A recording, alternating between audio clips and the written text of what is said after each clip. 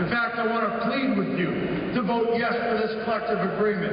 And the reason I want to is because after the ratification of this vote, I want to stand up with Chrysler Corporation and say to Chrysler, it worked at Ford, which set the pattern. It worked at General Motors, it set the pattern. And it's going to work here at Chrysler come hell or high water. Because brothers and sisters, auto workers can't cut each other's throat. Employers want us to cut each other's throat. It's our responsibility to protect the interests of our collective agreement. So without any further ado, I join with the National Union, my colleague Peter Kennedy, Terry Dias, and others in recommending this ratification to our membership. And I want to conclude by saying to my retirees that are out there, and I know there's some vocal opponents out there day in and day out, and I don't mind that. I don't mind constructive criticism. And I don't even mind constructive criticism from the few retirees that, quite frankly, are on me every single day. But those folks that are on me every day, the 2 or 3, are at every demonstration. They're at every protest.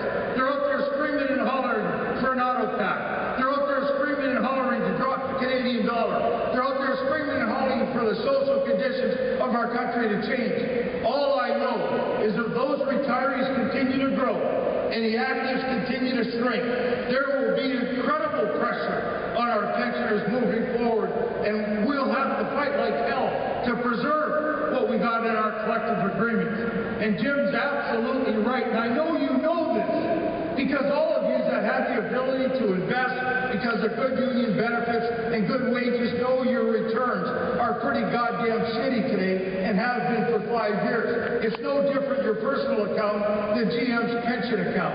And at the end of the day, I think you get it as much as everybody else does. So what we've got to do is work together to grow the company. We got to strengthen the company and give future bargaining committees an opportunity to win justice for all of our members. And this is my last point, brothers and sisters, and I've emphasized it again. Don't take your union for granted. The Illyrio Lang show, when we opened up negotiations, brothers and sisters, I was asked to do multiple interviews. And I'm asked to do those interviews in defense of our members. Everybody watches the auto industry. Because even if we're smaller today, we're watched today. Because everybody, quite frankly, wants to see what's happening in the auto industry.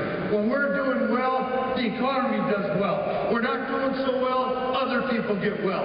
We should be able to defend good public sector jobs, good public services, good wages, good benefits. You can't be part of the 5% of the population without defending your neighbors, defending your friends, defending future generations. We can't be in isolation and win justice. And this is what Kevin O'Leary said on CBC, brothers and sisters. And if I said this on CBC, if I said the corporate community should be taken in an alley and shot, I would have been arrested 1 hour after that show, and I would have been put in a nut ward for 2 or 3 days on examinations. And maybe that's where I do belong. I'm not sure. But Mr. O'Leary said we had an opportunity to crush the unions 4 years ago. He said this on CBC.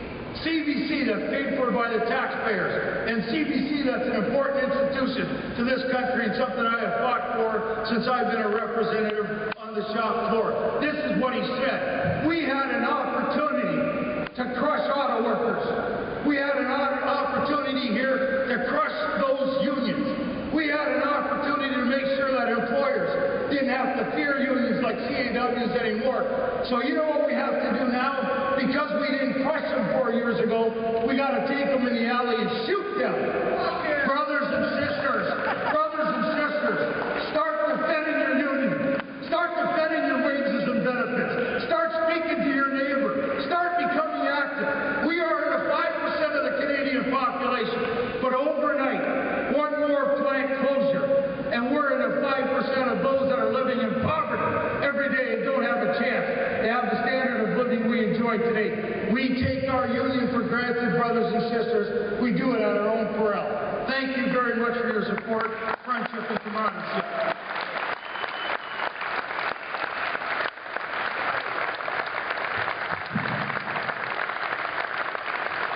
Thanks, Dan. What we'll do now colleagues, we'll open up the microphones for a question and answer period. I'll go to mic number 2.